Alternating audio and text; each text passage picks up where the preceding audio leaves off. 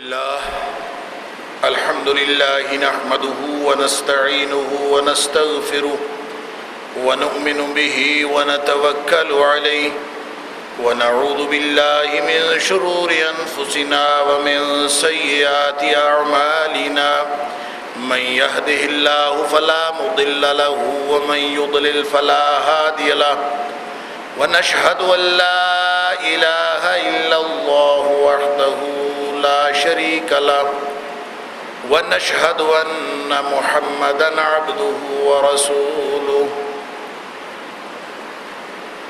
أرسله بالحق بشيرا ونذيرا بين يدي الساعة فمن يطع الله ورسوله فقد رشد واهتدى ومن يعص الله ورسوله فقد ضل وغوى فإنه لا يضر إلا نفسه ولا يضر الله شيئا نسأل الله ربنا أن يجعلنا ممن يطيعه ويطيع رسوله ويتبع رضوانه ويجتنب سخطه فإنما نحن به وله أما بعد فإن خير الحديث كتاب الله وخير الهدي هدي محمد صلى الله عليه وآله وسلم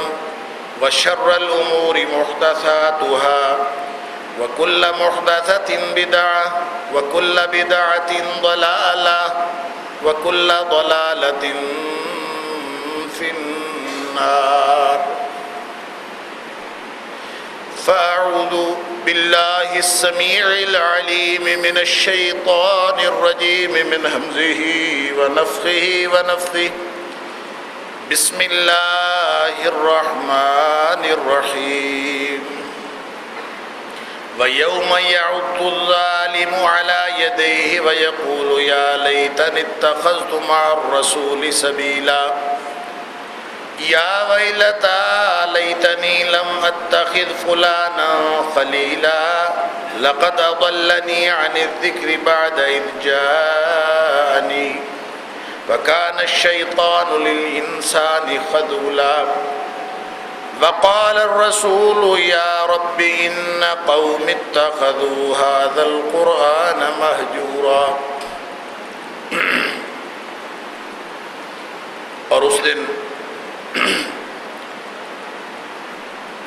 ظالم اپنے ہاتھوں کو کاٹ کاٹ کے کھائے گا اور حسرت کرے گا کہ اے کاش میں نے اللہ کے رسول صلی اللہ علیہ وآلہ وسلم والا رستہ اپنایا ہوتا، اے کاش میں نے فلاں شخص کو اپنا دوست نہ بنایا ہوتا جس نے مجھے اللہ کی طرف سے نصیحت آ جانے کے بعد بھی گمراہ کر دیا۔ اور انسان تو ہے ہی دھوکے باز اور دغا باز، اور اس دن اللہ کے رسول صلی اللہ علیہ وآلہ وسلم اللہ کے دربار میں عرض کریں گے یا رب ان قوم اتخذوا هذا القرآن مہجورا، اے میرے رب میری قوم نے اس قرآن کو چھوڑ رکھا تھا۔ صدق اللہ العظیم۔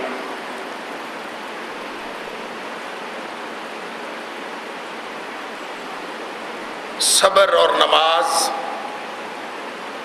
اور پھر اس کے مقابلے میں نماز کو ضائع کرنا اور خواہشات کی پیروی،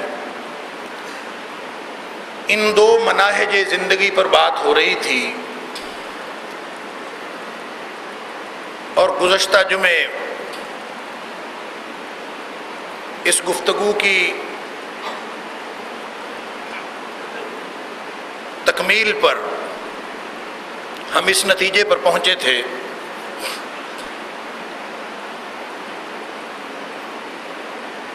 کہ اصل منہج جو اللہ کو مطلوب اور پسندیدہ ہے وہ صبر کا منہج ہے۔ اور نماز کی ادائیگی کے ساتھ اس کو خاص تعلق ہے، اور صبر حقیقت میں حبس النفس، اپنے نفس کو روک لینے کا نام ہے۔ اللہ کی اطاعت کے لیے اپنے نفس کو روک لینا، گناہوں سے بچنے کے لیے اپنے نفس کو روک لینا، اور مختلف قسم کی مصیبتوں پر اپنے نفس کو روک لینا۔ کس بات سے روک لینا؟ اس بات سے کہ جو دل میں خواہش پیدا ہوتی ہے، اس خواہش کو اس بنیاد پر روک لینا کہ وہ اللہ اور اس کے رسول صلی اللہ علیہ وآلہ وسلم کے حکم کے خلاف۔ اس گفتگو کے اختتام پر کچھ احباب نے مجھ سے اس پر بات کی اور حکم دیا کہ نفس کو قابو کرنے کا کیا شرعی طریقہ ہے، اس پر بھی بات ہونی چاہیے۔ تو میں نے ارادہ کیا تھا کہ آج کے جمعے میں نفس کی پاکیزگی کے لیے، جس کو تزکیہ نفس عمومی طور پر کہا جاتا ہے، اور اس کو قابو میں رکھنے کے لیے جو شرعی طریقہ ہے اس پہ بات کی جائے۔ لیکن آج صبح ہی مجھے ایک ٹیلی فون موصول ہوا جماعتی حلقوں کی طرف سے، اور مجھے یہ کہا گیا کہ چونکہ امریکی ریاست فلوریڈا کے اندر ایک ملعون پادری نے قرآن پاک کے نسخے جلائے ہیں، تو آج کا جمعہ اس واقعے کی نسبت سے ہونا چاہیے۔ اس واقعے کے اندر ہمارے لیے کون کون سے افسوس کے مقامات ہیں، اور کتاب و سنت سے ہمارے لیے اس طرح کے واقعات پر کیا رہنمائی ہے، اور ہمیں اس موقع پر کیا کرنا چاہیے، یہ گویا آج کے جمعے کا موضوع ہونا چاہیے۔ تو میں نے اسی مناسبت سے سورہ فرقان کی کچھ آیات آپ کے سامنے تلاوت کی ہیں، جس میں ایک استغاثے کا ذکر ہے، اور استغاثہ نبی پاک صلی اللہ علیہ وآلہ وسلم کی طرف سے ہے، اور استغاثہ اللہ کی عدالت میں ہے، دنیا میں نہیں، کسی عام انسان کی طرف سے نہیں، اللہ کی عدالت میں مقدمہ درج ہو رہا ہے، کیس رجسٹر ہو رہا ہے، اللہ کے رسول صلی اللہ علیہ وآلہ وسلم وہ مدعی ہیں، اور دعویٰ کیا ہے؟ دعویٰ یہ ہے کہ ان قوم اتخذوا هذا القرآن مہجورا، کہ اے میرے رب، یہ جو میری قوم ہے انہوں نے قرآن کو چھوڑ رکھا تھا۔ اور اس کے پس منظر میں جو آیات ہیں اس میں اللہ کریم نے اس شخص کو ظالم قرار دیا ہے۔ ظالم شخص، مجرم، وہ قیامت کے دن اپنے ہاتھوں کو کاٹ کاٹ کے کھائے۔ یوم یعض الظالم علی یدیہ، اپنے ہاتھوں کو کاٹ کاٹ کے کھائے گا۔ اور آگے ذکر قرآن کا ہے، نبی پاک صلی اللہ علیہ وآلہ وسلم کے طریقے کا ہے، نبی پاک صلی اللہ علیہ وسلم کی سنت کا ہے، آپ کے دیے ہوئے راستے کا ہے، آپ کی لائی ہوئی ہدایت کا ہے۔ تو اس کا مطلب یہ ہے کہ ظالم وہ ہے جو اللہ کے قرآن کو اس کا حق نہیں دیتا، نبی کے فرمان کو اس کا حق نہیں دیتا، اس ظالم کا تذکرہ ہے۔ استغاثہ نبی کریم صلی اللہ علیہ وآلہ وسلم کا امریکہ کے ملعون پادری کے بارے میں نہیں ہے، بات سمجھ لیجئے، کسی کافر کے بارے میں نہیں ہے۔ کافر قرآن کو جلا کر کیا پیغام دینا چاہتا ہے؟ اور کافر بھی وہ پادری جس کا نام اخباروں کے اندر آپ نے پڑھا ہوگا، میں نہیں لینا چاہتا یہاں پہ، کہ اس شخص نے، جس کا اپنا کردار یہ ہے کہ اس کے جو اپنے محکمے کے دوسرے لوگ ہیں، جو دوسرے پادری ہیں، ان کی نظر میں وہ انتہائی ملعون آدمی ہے، جرمنی کی عدالت سے سزا یافتہ ہے، فراڈ اور دھوکے کے مقدمات میں ملوث ہے، جھوٹی گواہی دینے پر عدالت نے اس کو سزا دے رکھی ہے۔ گویا اپنے طبقے کے اندر اور اپنے حلقہ احباب کے اندر اور اپنے محکمے کے اندر اور اپنے ارد گرد میں جتنے بھی لوگ ہیں، سب کی نظر میں وہ جھوٹا شخص، ثابت شدہ جھوٹا ہے، اس شخص نے یہ حرکت کی ہے، اور پوری امت مسلمہ اس پر احتجاج، سراپا احتجاج بنی ہوئی ہے۔ احتجاج جو بنتا ہے، افسوس کی بات ہے کہ اس نے قرآن جلایا، اور قرآن کو جلا کر وہ پیغام کیا دینا چاہتا ہے؟ اگر اس کی تفصیلات آپ نے پڑھی ہوں، میں نے کو بہت تفصیلات نہیں پڑھی، لیکن جتنا اخباروں کے ذریعے سے معلوم ہوا ہے وہ یہ ہے کہ اس کا موقف یہ ہے کہ قرآن دہشت گردی کی تعلیم دیتا ہے، اور قرآن عورت کے حقوق پر ڈاکہ ڈالتا ہے، اور قرآن بنیادی انسانی حقوق کا احترام نہیں کرتا۔ یہ الزام لگا کر پھر اس نے کہا کہ ایسی کتاب جو اس طرح کی باتیں کرے اس کو سزا ملنی چاہیے۔ لہذا سزا کیا ہے؟ سزا یہ ہے کہ قرآن کو جلا دیا جانا چاہیے۔ اور اس پر پھر اس نے ایک حرکت کی ہے، قرآن پاک کا ایک نسخہ لے کر اس کو مٹی کے تیل میں ڈبویا، اور پھر جب تک اس کے سارے اوراق ختم نہیں ہو گئے جل کر، اس وقت تک وہ سارے پادری اور اس کے قماش کے جتنے لوگ تھے وہ وہاں پہ کھڑے جشن مناتے رہے۔ یہ معاملہ ہے ایک کافر کا، ایک ملعون کا، جو خود اپنے طبقے کے اندر بھی ملعون اور لعنتی قرار پا چکا ہے۔ اور قرآن پاک کو جلا دینے سے مسلمانوں کو وہ کیا پیغام دینا چاہتا ہے؟ ہمارے پاس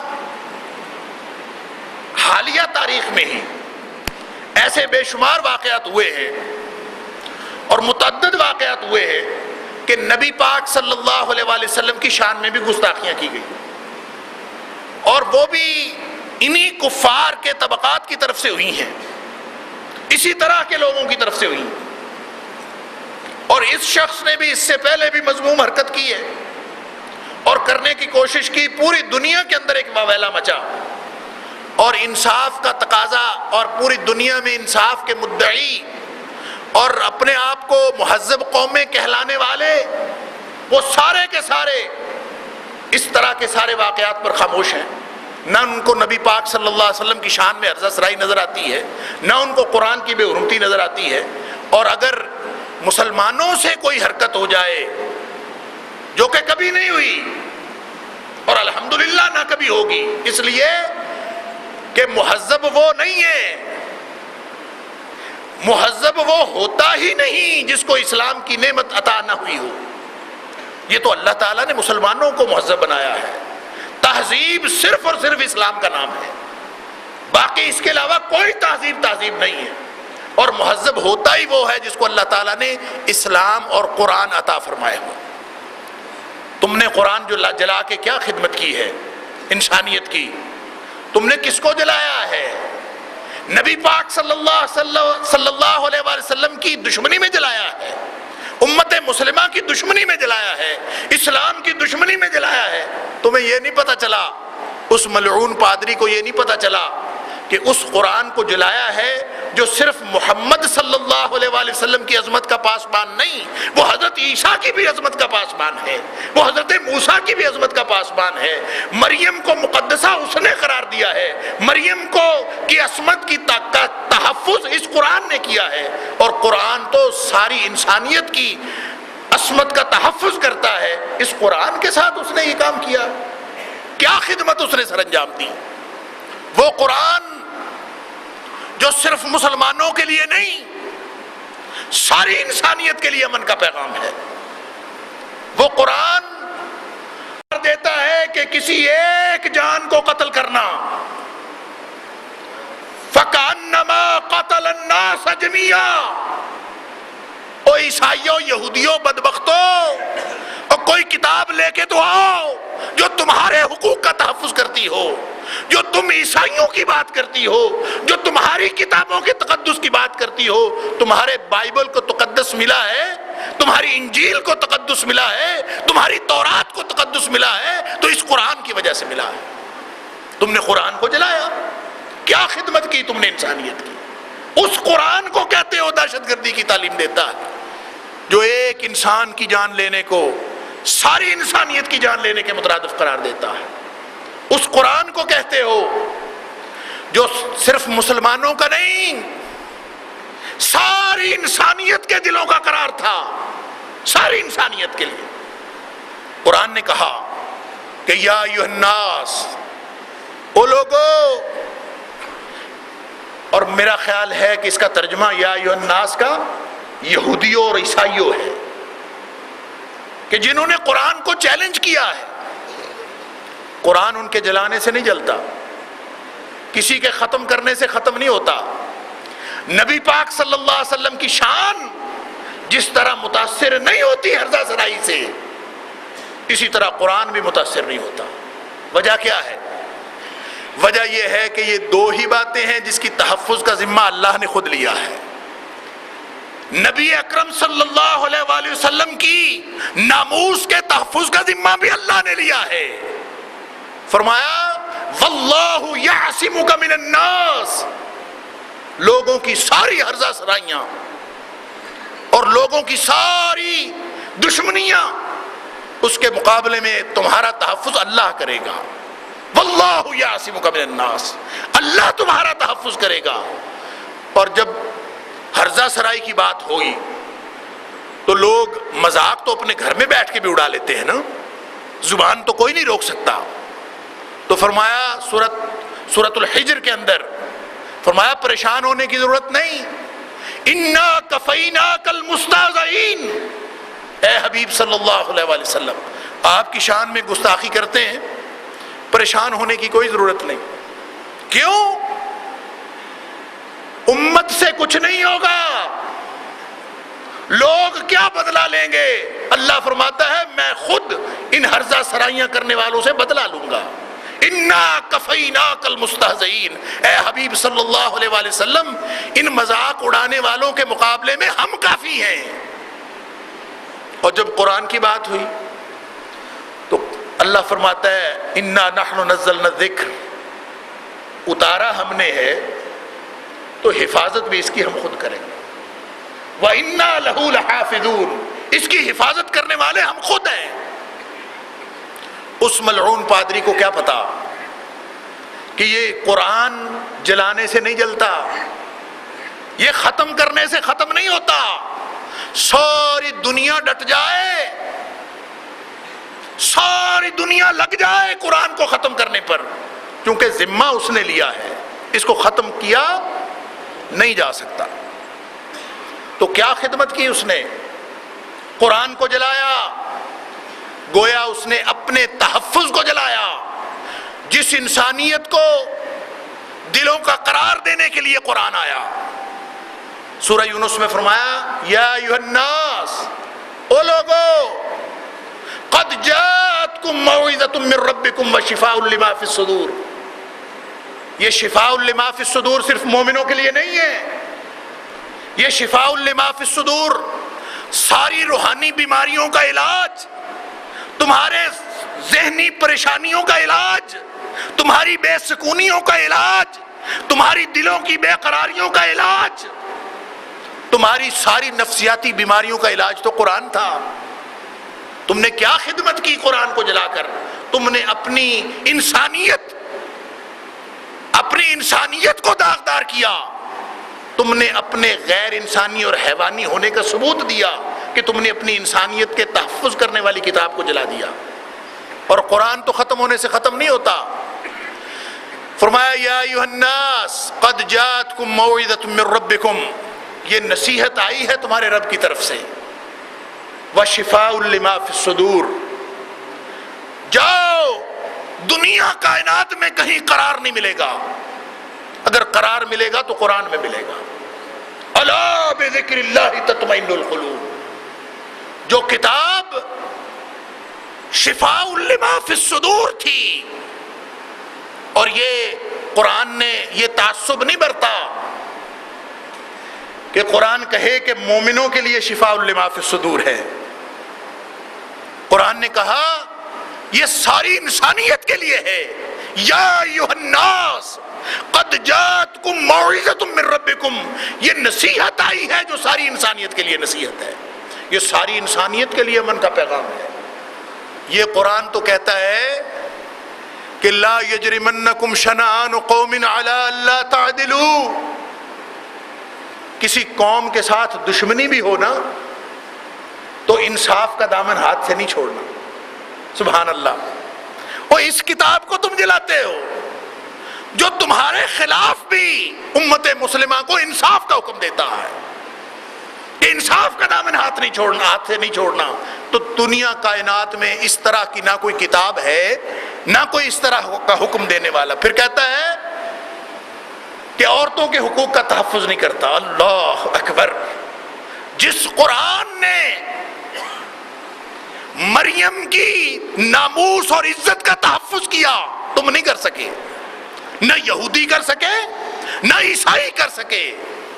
جس قرآن نے مریم کی عصمت کا تحفظ کیا اس قرآن کو تم کہتے ہو عورتوں کے حقوق کا تحفظ نہیں کرتا۔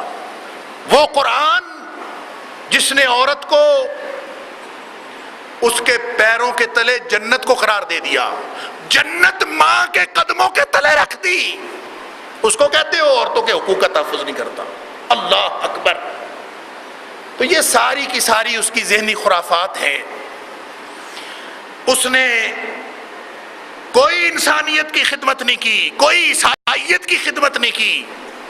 عیسائیت بھی نوحہ کنا ہے، اس پہ عیسائیت کو بھی نوحہ کرنا چاہیے، اس پہ یہودیت کو بھی مر مٹنا چاہیے کہ جو کتاب ساری انسانیت کی محسن تھی، جو شخصیت ساری انسانیت کی محسن تھی، اس کی ذات پر انہوں نے داغ دھبا لگانے کی کوشش کی ہے۔ تو چاند کی طرف تھوکنے سے کبھی چاند کو کوئی فرق نہیں پڑا، فرق اس کو پڑے گا جو تھوکے گا۔ قرآن کے تحفظ کو فرق نہیں پڑتا۔ مسئلہ یہ ہے کہ یہ کوئی ملعون پادری ہو یا دنیا کا کوئی کافر ہو، ہمیں اپنے کردار پہ غور کرنا ہے کہ ان کو تکلیف کیا ہے صرف قرآن سے اور نبی پاک صلی اللہ علیہ وآلہ وسلم کی ذات سے۔ اس لیے کہ یہی تو دو باتیں ہیں کہ مومن اگر اس کے ساتھ صحیح معنوں میں جڑ گئے، ایک اللہ کے قرآن کے ساتھ، دوسرا نبی کریم صلی اللہ علیہ وآلہ وسلم کی ذات کے ساتھ، اگر ان کے ساتھ مسلمان واقعتاً جڑ گئے تو مسلمانوں کو پوری دنیا میں کوئی شکست نہیں دے سکتا۔ تکلیف تو یہی ہے۔ وہ ٹیسٹ کرتے ہیں کتنے پانی میں ہے مسلمان۔ قرآن یہ جو استغاثے کا میں نے ذکر کیا نبی پاک صلی اللہ علیہ وسلم کریں گے، یہ اس ملعون پادری کے خلاف نہیں کریں گے۔ ان قومی، میری امت نے قرآن چھوڑ رکھا تھا۔ میں کسی اخبار میں پڑھ رہا تھا کہ ملعون پادری کے اس اقدام کے خلاف جلوس نکالنے والے مسلمان، وہ کسی نے واقعہ کوٹ کیا ہوا تھا کہ پچھلے سال 12 ربیع الاول کے موقع پر فیصل آباد میں کسی مسجد کو آگ لگا دی مسلمانوں کے ایک گروہ نے، اور مسجد کو آگ لگائی اور مسجد میں ایک قرآن نہیں جلا، کئی قرآن جل گئے، پوری مسجد جل گئی، اس کے اندر حدیث کی کتابیں جل گئیں۔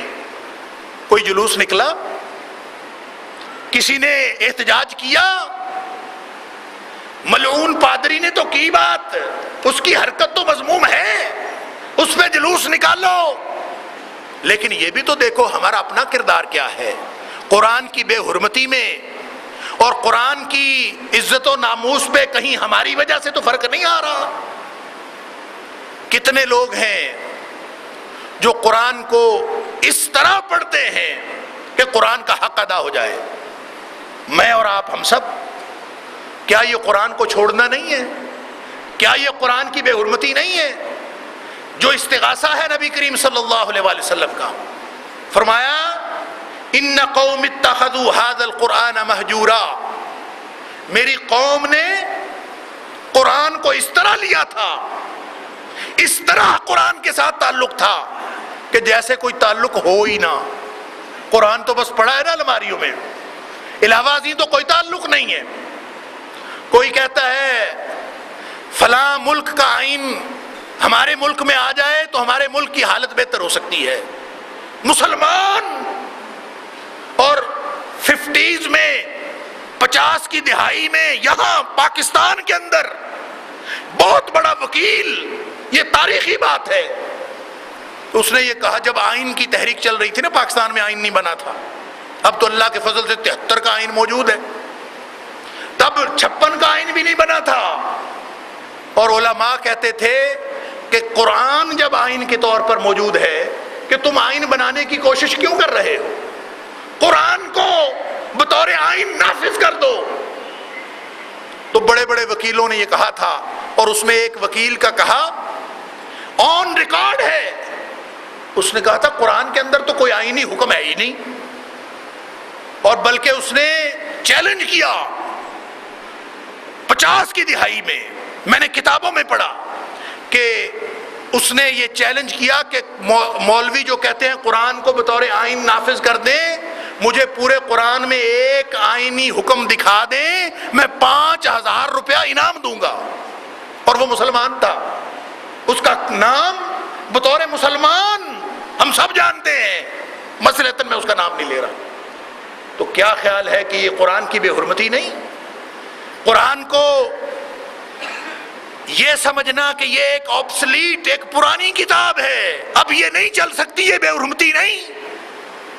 نہ قرآن کو پڑھنا، علامہ ابن قیم نے اس کی وضاحت فرمائی ہے، اس کی مہجورہ کی، کہ قرآن کو چھوڑنا، کیا کچھ قرآن کو چھوڑنا ہے، اور وہ کہتے ہیں کہ قرآن کو نہ پڑھنا یہ بھی قرآن کو چھوڑنا ہے، قرآن پہ غور و فکر نہ کرنا یہ بھی قرآن کو چھوڑنا ہے، اور قرآن کے فیصلوں کو نہ ماننا یہ بھی قرآن کو چھوڑنا ہے، قرآن کے حکم کے خلاف عمل کرنا یہ بھی قرآن کو چھوڑنا ہے، قرآن کے حلال کیے ہوئے کو حرام سمجھنا یہ بھی قرآن کو چھوڑنا ہے، اور قرآن کے حرام کیے ہوئے کو حلال سمجھ لینا یا عملاً کر لینا یہ بھی قرآن کو چھوڑنا ہے، اور قرآن کو پڑھ کے ایمان لا کے اس کی تلاوت کر کے پھر اس کے فیصلوں کو نہ ماننا اور نہ اس پہ غور و فکر کرنا، اس سے بڑھ کر قرآن کو چھوڑنا اور کیا ہو سکتا ہے؟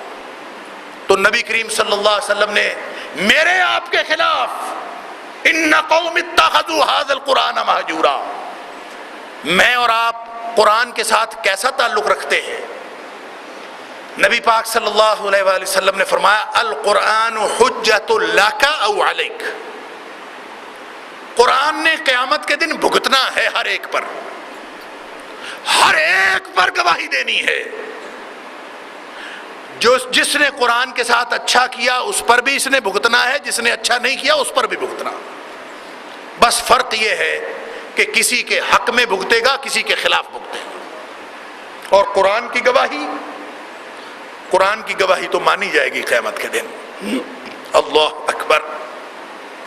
نبی پاک صلی اللہ علیہ وسلم نے فرمایا قرآن کو ساتھی بنا لو، یہ ساتھ دیتا ہے، اقرأ القرآن، صحابیوں قرآن یوں پڑھا کرو کہ یہ تمہارا ساتھی بن جائے، انہو یاتی یوم القیامت شفیعا لصحابہ، یہ قیامت کے دن آئے گا تو اپنے ساتھیوں کی سفارش کرے گا، ساتھی، صاحب، شفیعا لصحابہ۔ اور وہ جو اکثر آپ لوگوں نے حدیث سنی ہوگی کہ اللہ تعالیٰ یقال لصاحب القرآن، کہ اللہ تعالیٰ صاحب قرآن کو کہے گا، اور ہم عام طور پہ سنتے ہیں حافظ قرآن کو کہے گا، کہ حافظ قرآن کو قیامت کے دن کہا جائے گا کہ پڑھتا جا اور چڑھتا جا، اقرا وارتقی، پڑھتا جا اور چڑھتا جا، اور جہاں آخری آیت اور پھر ساتھ کہا ورتل کما کنت ترتل فی الدنیا، اور اسی طرح ٹھہر ٹھہر کے پڑھنا جس طرح دنیا میں ٹھہر ٹھہر کے پڑھتا تھا۔ کیوں؟ تیرا مقام اور تیرا محل وہاں ہے جہاں آخری آیت ختم ہوگی، اور جلدی جلدی پڑھے گا تو تیرا محل نیچے آ جائے گا، آرام آرام سے ٹھہر ٹھہر کے پڑھے گا تو تیرا محل اور اوپر چلا جائے گا، اور کہتے ہیں یہ حافظ قرآن ہے۔ نہیں میرے بھائی، نبی پاک صلی اللہ علیہ وآلہ وسلم کے فرمان میں حافظ کا ذکر نہیں ہے، فرمایا یقال لصاحب القرآن، قرآن کے ساتھی سے یہ کہا جائے گا، جو قرآن والا ہے اس سے کہا جائے گا۔ اور قرآن کا ساتھی کون ہو سکتا ہے؟ قرآن کا ساتھی وہ بھی ہو سکتا ہے جو حافظ نہ ہو، اور قرآن کا ساتھی وہ بھی ہو سکتا ہے جو حافظ ہو۔ یہ بھی ہو سکتا ہے کہ کوئی شخص حافظ ہو لیکن قرآن کو ساتھی نہ بنایا ہو، اس نے جس نے زندگی میں شامل کیا ہے قرآن کو، وہی قرآن کا ساتھی ہے۔ ہو سکتا ہے کسی غیر حافظ نے قرآن کو اپنی زندگی کے ساتھی بنا لیا ہو، اور ہو سکتا ہے کسی حافظ نے بھی نہ بنایا ہو۔ اللہ اکبر۔ اور نبی پاک صلی اللہ علیہ وسلم نے جو حافظوں کے لیے وعید سنائی ہے، اس سے پتہ چلتا ہے کہ ایسے حفاظ بھی ہوں گے جو قرآن کے ساتھی نہیں بنے۔ فرمایا سر کے اوپر پتھر مارے جا رہے تھے، تمثیلی انداز میں نبی پاک صلی اللہ علیہ وسلم نے دیکھا، سر کے اوپر پتھر مارے جا رہے تھے اور ریزہ ریزہ ہو جاتا تھا سر۔ پوچھا کون ہے؟ کہا یہ آپ کی امت کے قاری اور حفاظ ہیں جو پڑھتے تھے عمل نہیں کرتے تھے، پڑھتے تھے عمل نہیں کرتے تھے۔ تو یقال لصاحب القرآن، قرآن کے ساتھی کا معاملہ ہے، قرآن کو ساتھی بنا لو تو پھر اللہ کے نبی صلی اللہ علیہ وسلم کے استغاثے سے بھی بچ سکتے ہیں، اور قرآن کی جو آپ کے خلاف سفارش ہے اس سے بھی بچ سکتے ہیں، وگرنہ قرآن نے تو سفارش کرنی کرنی۔ القرآن حجت اللہ کا او علیک۔ بات میں کر رہا تھا کہ یہ تکلیف کیا ہے ان کو، یہ قرآن پر حملہ کرتے ہیں یا نبی پاک صلی اللہ علیہ وسلم کی ذات پر حملہ کرتے ہیں؟ کرنا کیا چاہتے ہیں؟ مومنین کو نقصان کیا پہنچانا چاہتے ہیں؟ تو آپ ذرا غور کیجئے کہ نبی کریم صلی اللہ علیہ وسلم کی ذات اور اللہ کا قرآن، یہ دو باتیں آپ کو لے کے کہاں جاتی ہیں؟ اس کا تعلق کیا ہے؟ ویسے تو یہ حدیث سارے علماء آپ کو سناتے ہیں کہ نبی پاک صلی اللہ علیہ وسلم نے فرمایا تھا کہ دو چیزیں تم میں چھوڑ کے جا رہا ہوں، اور اگر ان دو چیزوں سے چمٹے رہو گے تو کبھی گمراہ نہیں ہوگے، کبھی گمراہ نہیں ہوگے۔ لن تضلوا ما تمسکتم بہما۔ اور وہ دو چیزیں کیا ہیں؟ کتاب اللہ و سنتی۔ وہ دو ہی چیزیں ہیں، ایک اللہ کا قرآن ہے، ایک نبی کریم صلی اللہ علیہ وسلم کی ذات ہے، آپ کا طریقہ ہے۔ لہٰذا انہی دو کے ذریعے گویا مومن اگر گمراہی سے بچ سکتا ہے تو یہی دو چیزیں ہیں، اور مومن کا اگر تعلق اپنے رب کے ساتھ قائم ہو سکتا ہے تو انہی دو کے ذریعے ہو سکتا ہے۔ اللہ کے ساتھ تعلق کا ذریعہ یا نبی پاک صلی اللہ علیہ وآلہ وسلم ہے یا اللہ کا قرآن ہے، یہ دونوں نکل جائیں تو پیچھے تعلق کیا رہ جاتا؟ کون اللہ؟ جس کا تعارف نبی کریم صلی اللہ علیہ وسلم نے کرایا۔ کیسا اللہ؟ جس کی کیفیت نبی کریم صلی اللہ علیہ وسلم نے بتائی۔ ہم نے تو اللہ کو نہیں دیکھا۔ کیسا پیار، کیسا غصہ، کیسی رحمت، کیسی اس کی جنت، کیسا اس کا دوزخ، کیسی اس کی سزا، کیسے اس کے عذاب، یہ سارا تعارف ہمیں نبی کریم صلی اللہ علیہ وسلم نے کروایا۔ اگر نبی کریم صلی اللہ علیہ وسلم کی ذات نکل جائے، آپ نے ہی طریقہ بتایا کہ اللہ کے ساتھ کیسے جڑنا ہے۔ نبی کریم صلی اللہ علیہ وسلم کی اطاعت کر لو، اللہ کے ساتھ تعلق قائم ہو گیا۔ نبی کریم صلی اللہ علیہ وسلم کی اتباع کر لو، اللہ کے ساتھ تعلق قائم ہو گیا۔ من یطع الرسول فقد اطاع اللہ۔ نبی کی اطاعت بھی اللہ کی طرف لے جاتی ہے اور نبی کی اتباع بھی اللہ کی طرف لے جاتی ہے۔ قل ان کنتم تحبون اللہ فاتبعونی یحببکم اللہ۔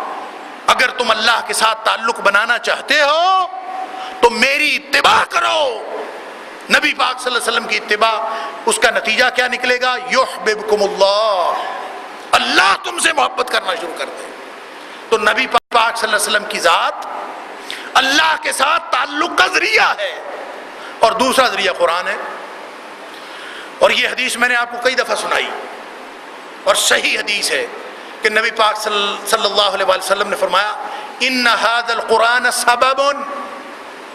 اور لوگو دیکھو تکلیف کیا ہے، پادریوں کو، عیسائیوں، یہودیوں کو تکلیف کیا ہے۔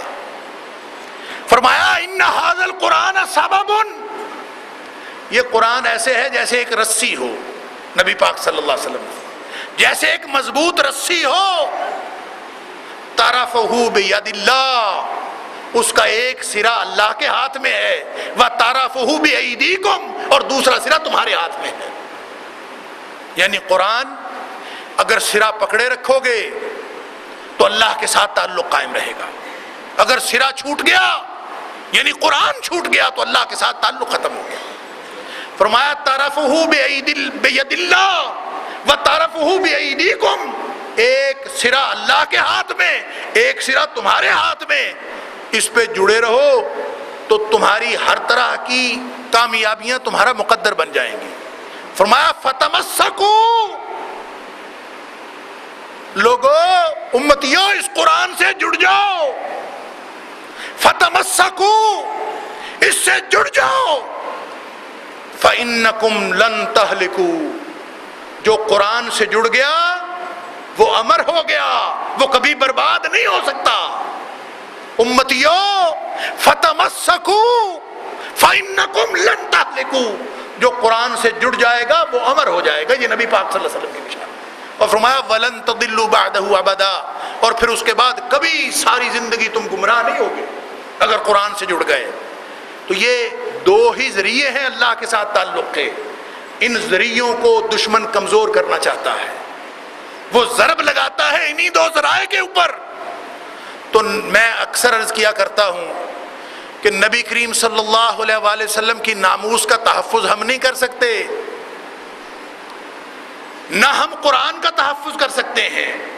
نبی کریم صلی اللہ علیہ وسلم کی ناموس کے تحفظ کا ذمہ بھی اللہ نے لیا ہے، اور قرآن کے تحفظ کا ذمہ بھی اللہ نے لیا ہے۔ ہم کیا کر سکتے ہیں؟ ہم قرآن سے رابطہ، قرآن سے ناطہ اور رشتہ ثابت کر کے، اور نبی پاک صلی اللہ علیہ وآلہ وسلم کے ساتھ اپنا تعلق ثابت کر کے ہم اپنی دنیا اور آخرت کامیاب بنا سکتے ہیں۔